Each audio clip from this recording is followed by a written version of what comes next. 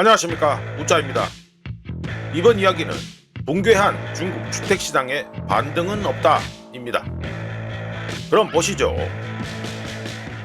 중국 당국이 중국 부동산 특정하면 주택시장이 완전히 붕괴되도록 내버려 두지는 않았지만 그렇다고 해서 되살릴 수 있는 것도 없습니다. 중국 주택시장은 2년 넘게 가격이 마이너스를 기록하고 있으며 월별 수치는 거의 0%에 가까운데 사람으로 치면 바닥에 엎드려 겨우 숨만 헐떡이는 꼴이라고 하겠습니다. 지금 우리가 보고 있는 것은 최소 수년간의 과잉 건설, 신뢰 붕괴, 그리고 어떤 경기 부양책으로도 쉽게 되돌릴 수 없는 인구 감소가 중국 당국의 세계 레드라인 정책, 즉 자산 부채 비율 70% 이하, 순 부채 비율 100% 이하, 현금 대비 단기 부채 비율 100% 이상 중 하나라도 충족하지 못하면 신규 대출이 제한된다는 정책과 충돌하는 모습입니다. 참고로 중국의 한 자녀 정책은 억수로 심각한 부작용을 낳았는데요. 바로 중국의 생산 가능 인구가 2012년부터 감소하게 만들었으며 이제는 더 이상 되돌리기 힘든 상황에 놓이게 만들었다는 것입니다. 생산 가능 인구가 줄어든다는 것은 가구 형성이 줄어든다는 걸 의미하며 가구 숫자가 줄어든다는 건 실제 거주할 주택 및 아파트에 대한 수요가 감소하고 있다는 걸 의미합니다.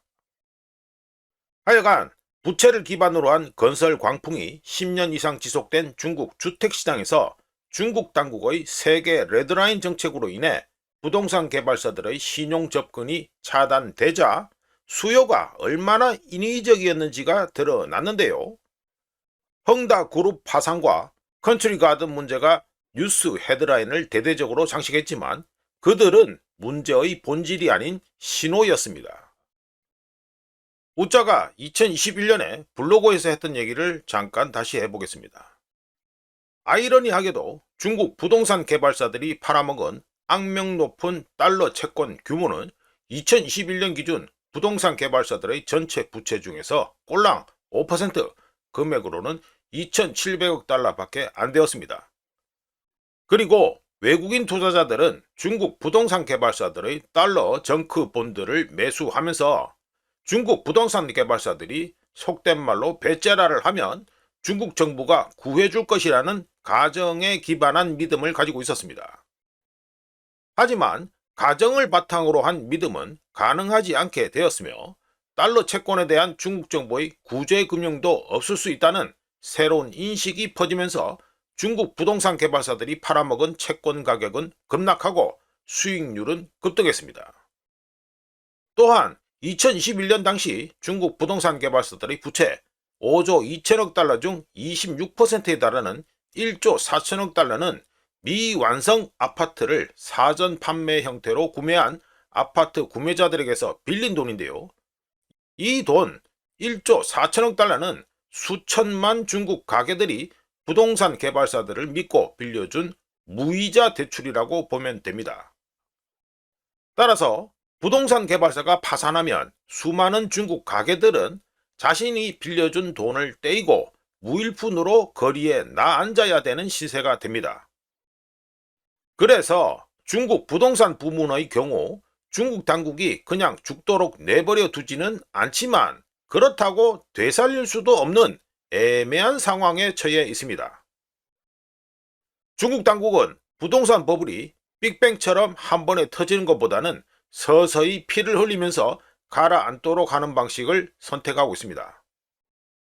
왜냐하면 전면적인 구제 금융을 벌일 경우 일시적으로는 가격을 올릴 수 있겠지만 그와 동시에 중국 당국이 해소하려고 하는 바로 그 거품을 다시 부풀려서 통화, 위환화 가치를 떨어뜨리고 사회 안정이 그 어느 때보다 중요한 시기에 불평등을 심화시킬 것이기 때문이었습니다.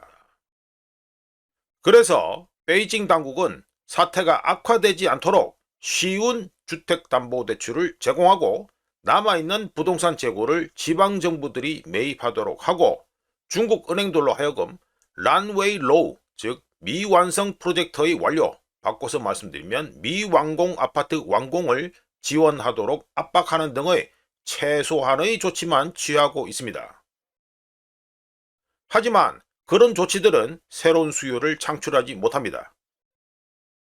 중국 가게들은 자금난에 시달리고 신뢰는 낮으며 인구는 줄어들고 있고 20년간 소비를 이끌었던 부의 효과가 역전되면서 요즘 중국 인민들은 두 번째 아파트를 더 이상 원하지 않고 대신 확실성과 현금 흐름을 원하고 있습니다. 그래서 차트가 저렇게 나오는 것입니다. 최악의 하락세는 지났지만 그에 따른 반등은 아직 나타나지 않고 있습니다. 솔직히 말해서 반등이 이루어질 가능성은 낮습니다. 짓고, 빌리고, 투기하고, 그리고 그 과정을 반복하는 전체 모델 자체가 이미 수명을 다했습니다. 2025년 현재 중국은 과거 주택 붐을 되살리려는 것이 아닙니다. 주택을 뺀 나머지 시스템이 적응할 수 있을 만큼 천천히 주택 붐을 무덤에 묻으려 하고 있습니다. 그리고 그런 종류의 변화 또는 전환은 차트에서 급격한 회복으로 나타나지 않습니다. 가격이 리셋을 강요할 만큼 빠르게 떨어지지도 신뢰를 회복할 만큼 충분히 오르지도 않는 길고 완만하게 하락하는 모습으로 정확하게 나타납니다. 마지막으로 중국의 부동산 투자는 크게 감소한 반면 하이엔드 제조업, 특히 전기차로 대표되는 자동차와 태양광 패널과 배터리로 대표되는 재생에너지 기술에 대한 투자는 빠르게 증가했고 2025년 현재 이 분야에서 중국은 명실상부한 글로벌 리더 자리에 올랐습니다. 즉, 지난 5년 동안 중국의 경제 모델은 대규모 주택 및 기본 인프라 건설 같은 양적 확장에서 과학기술 분야로의 새로운 질적 생산력 개발에 중점을 두는 방향으로 전환되었다고 평가할 수 있습니다. 중국 경제의 예상 가능한 미래는 선배 일본을 통해 미리 엿볼 수 있습니다. 이상 붕괴한 중국 주택시장에 반등은 없다 였습니다. 구독, 좋아요, 그리고 회원가입 감사합니다. 다른 이야기로 또 찾아뵙겠습니다.